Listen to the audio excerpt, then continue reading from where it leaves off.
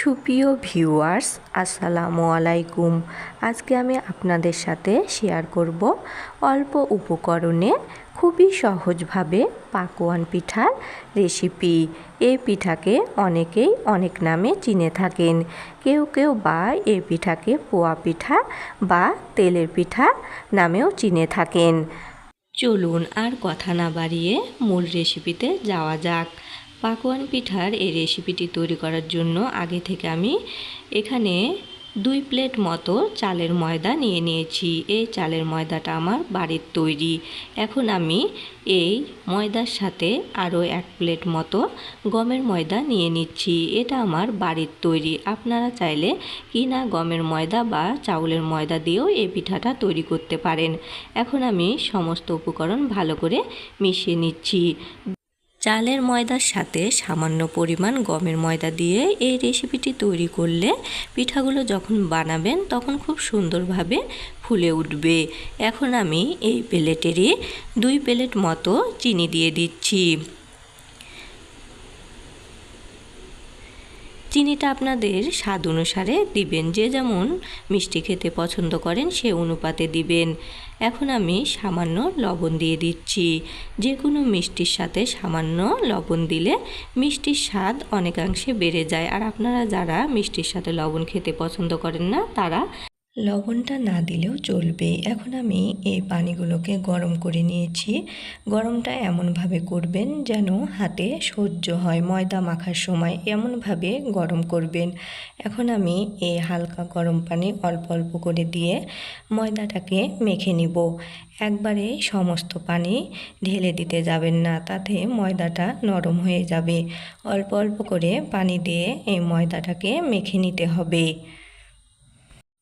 ময়দাগুলো যত ভালো করে মাখবেন পিঠাটা বানানোর সময় তত ভালো ফুলে উঠবে। তাই ময়দাটা যখন মাখবেন একটু সময় নিয়ে ময়দাটাকে খুব ভালো করে মেখে নেবেন।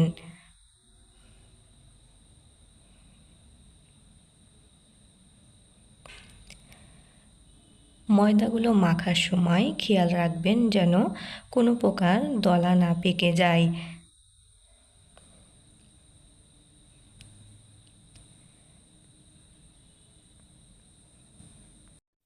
ময়দাগুলোকে এই পর্যায়ে বেশ কিছুক্ষণ ধরে এভাবে নেড়েচেড়ে ফেটিয়ে নিতে হবে।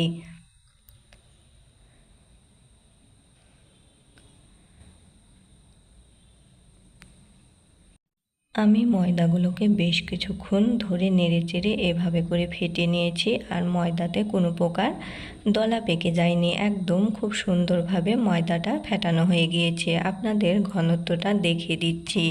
এরকম ঘনত্ব রাখতে হবে, বেশি পাতলাও না বেশি গাঢ়ও না। এখন আমি ঢাকনা দিয়ে ঢেকে কিছুক্ষণ রেস্টে রেখে দিলাম। এটা রেস্টে রাখার পর আমি আগে থেকে চুলাতে কড়াই বসিয়ে দিয়ে কিছুটা তেল দিয়ে গরম করে নিয়েছি। এখন আমি 10 মিনিট হয়ে গিয়েছে, ব্যাটারটাকে আবারও একটু ফেটিয়ে নিলাম। ফেটিয়ে নিয়ে এখন আমি এই রকম একটা ঘোর চামচের 1 চামচ পরিমাণ ব্যাটার তেলের মধ্যে দিয়ে দিলাম। দেওয়ার পর আমি কোনো প্রকার নাড়াচাড়া করব না, এমনিতেই পিঠাটা ফুলে উঠবে। দেখুন আমার পিঠাটা আস্তে আস্তে ফুলে উঠেছে। আমি এটা উল্টিয়ে দিয়েছি। উল্টানোর আরও কিছুক্ষণ পর আবারও একটু পিঠাটা উল্টিয়ে দিলাম। এখন আমার পিঠাটা ভাজা হয়ে গিয়েছে।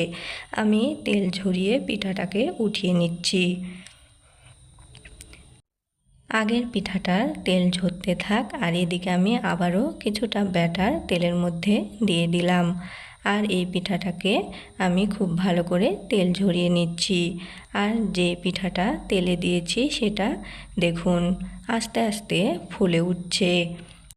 পিঠাটা তেলে দেওয়ার পর কোনো প্রকার নাড়াচাড়া করা যাবে না, আপনা আপনি ফুলে উঠবে। পিঠাটা ফুলে গিয়েছে। এখন আমি আবারও পিঠাটাকে উল্টিয়ে দিলাম। এই পাকোয়ান পিঠা তৈরি করার সময় অবশ্যই তেলটাকে মিডিয়াম আঁচে গরম করে নেবেন।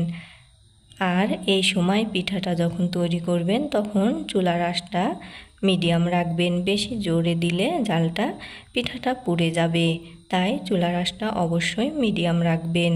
আমি একে একে এভাবে করে সমস্ত পিঠাগুলোকে তৈরি করে নিচ্ছি।